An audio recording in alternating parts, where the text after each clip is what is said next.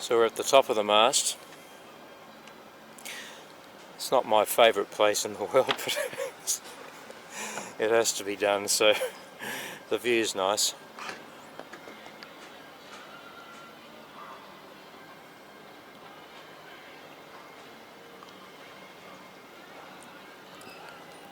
So this is up here, that's down there.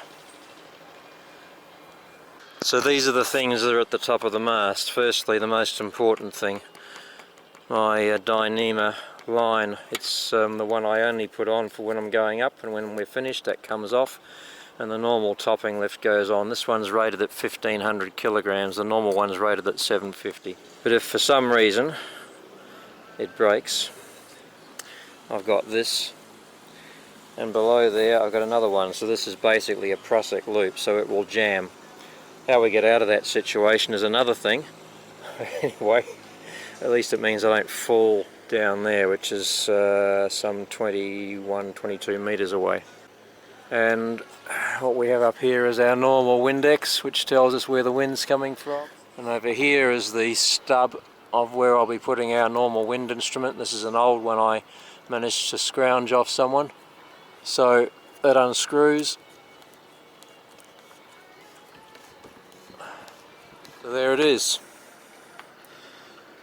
The wind vane and the anemometer to give us actual and apparent wind speed. So that's installed. I'll go down and check the shrouds as I go down, and I'm finished up here for another beginning of season. I'll be back up here at the end of the season taking this down again. One last look from up here, and there's the deck somewhere below over my shoulder. Can't look, my neck doesn't twizzle enough.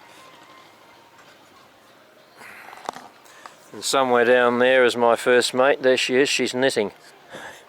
Knitting in the cockpit.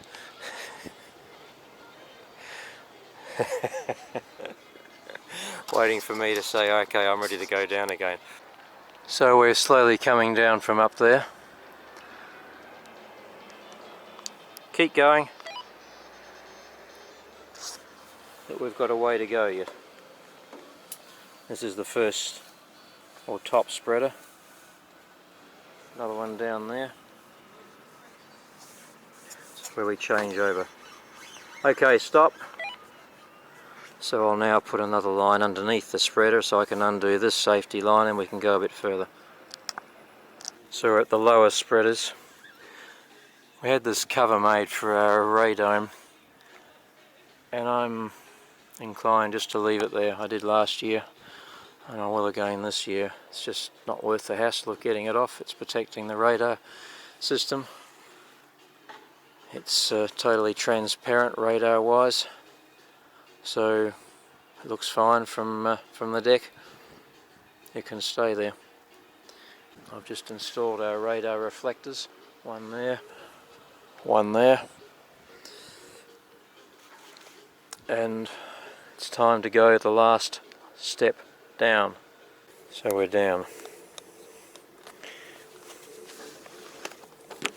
Always good to be down. Thank you. And there she is. Almost ready to sail. It's been a busy day, and I've decided to come down before it gets too late up on deck and we start yet another job to prepare dinner. And tonight I've made some arancini. I made the risotto about 36 hours ago and left it in the fridge, and it's actually a porcini mushroom with other mixed mushrooms in with it, risotto flavoured with some thyme and some garlic, some parmesan cheese, freshly grated parmesan cheese, white wine, and some spinach.